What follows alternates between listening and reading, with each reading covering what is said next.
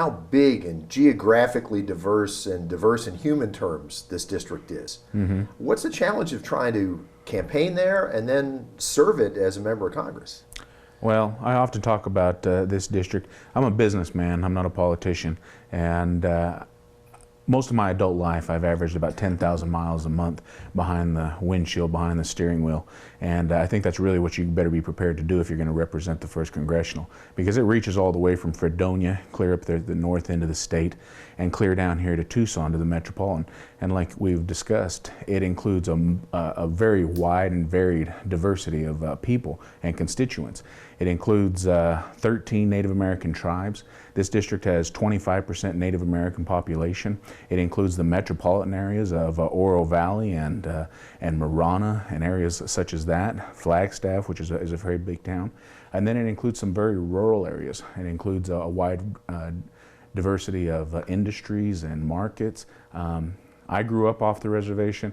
I understand those markets about as any well. I work on the reservation. I've done business on the reservation for 20 years, and yet I'm half Caucasian and I grew up off the reservation. I've done business in metropolitan areas as well. So I think that's what it is. You got to be prepared to travel this district, meet with your constituency, and understand the diversity. Have you had a chance to get to know the people and the needs of the more southern end of this really long, narrow district? I have. You have to spend, especially in the Republican side, this is where the battleground is Oro Valley, Marana, Pinal County. Those are the areas that are the most competitive areas for the Republican candidates. So it's something we've spent a lot of time. We've gotten to know them very personally. We've got to know the streets and stuff just as well as about any place I can imagine. It's a beautiful area, beautiful communities. So you have stepped into a race with a lot of contenders. Yes. How tough is that? It's a tough, and they're big names. They're not just a lot of contenders, but they're very well-established and skilled politicians. They're raising a lot of money. But I am the first Native American to ever seek the Republican nomination. And I think my constituency, the people in the 1st Congressional District, know the Democrats have destroyed the last 2 Republican contenders very handily by over 9,000 votes, which is a substantial margin. They want to see a Republican that can compete with the Democrat, and they know that I am the only candidate that can go out there and go after the Democrat base, which is the Native American population. How different is it to take care of the needs of that population? Well, it's a very unique situation. There is no segment of the population that is more regulated and more tied to the federal government than the Native American population. It affects everything about our lives. It affects health care, it affects housing, it affects, the government owns businesses, they own all the land. We don't own our houses, things like that. It's a very unique circumstance. It's something that you really have to be a part of to fully understand and grasp. That's the reason I've been endorsed by several Native American leaders. They understand that I would be the best representation, Republican or Democrat, that they could possibly have because of my personal knowledge of the situation. So the way the government is so deeply involved with the tribal land, does that make the role of a member of Congress even more important for them? Yes. It certainly does. Like I say, it affects everything, everything that we do. It affects all the departments of the tribal government and the tribal administrations of all the different tribes. And so, yes, it's extremely important. Is that something some of the past members of Congress for that area have not grasped quite so well? Yes, some of them have. Obviously, the Democrats are always there during election year because they simply cannot win without that Native American vote. And so they nurture it a lot more. We did have a Republican that did work it substantially, a fellow named Rick Renzi, who I got to know a little bit while I was doing business out there.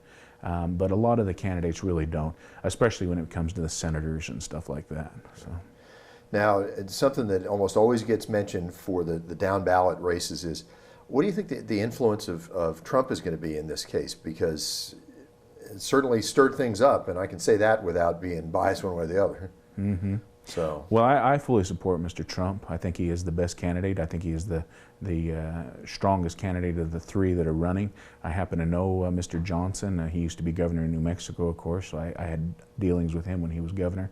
But I don't believe he's a contender. I believe it is between the two top parties, and I believe Mr. Trump is head and shoulders above the Democrat. What do you find attractive about Trump in this case? Well, obviously he's a member of my party, and I'm a big believer in the party system. I'm a lifetime Republican, and I feel like we do have to unify and support our candidate who won fair and square in the party race. The next thing is I do believe he will represent that motto, America First. That really resonates with me, and I believe it really resonates with the constituency of the 1st District. How important fundraising going to be on this one, and how are you doing in that regard? For the 1st Congressional? Yes. It's very important.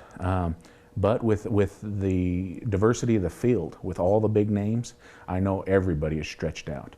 The unique thing about me is, up on Navajo, I've never run for political office, but I've helped a lot of friends that have become tribal president or whatever you might be that way. On the Navajo Nation, we're limited by tribal statute that when we run a tribal president contender, we can only spend $1.50 per registered voter, all in. Now that's something that most of these politicians couldn't even comprehend. So I've gained a skill of running a very cheap campaign. We're being outspent substantially, 100 to 1, something like that. I don't know exactly what it is. And yet we are in contention. We're actually doing better in the polling than some of the other contenders that are spending tremendously more money. I do a very grassroots personal campaign. We do a very good job online, which of course is the modern era.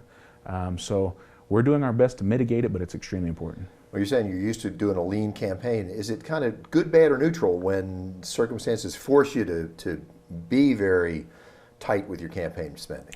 Well, I think it's very good. I tell people all the time, my constituency. Well, one of the jokes I talked often is they say, well, there's too much money in politics and there's too many career politicians. I say, well, I've never run for office and I don't have any money. And the people really respond to that. They really agree with that. The other thing is we are conservatives. We are the party of less waste, lower spending, and I practice what I preach every day during this campaign, and it resonates with the people. So, sometimes you hear discussion of certain groups seem totally locked in with the Democrats. Has that been a perception for the Native American groups? Completely, as much as any group there is. It's a very high percentage Democrat leaning.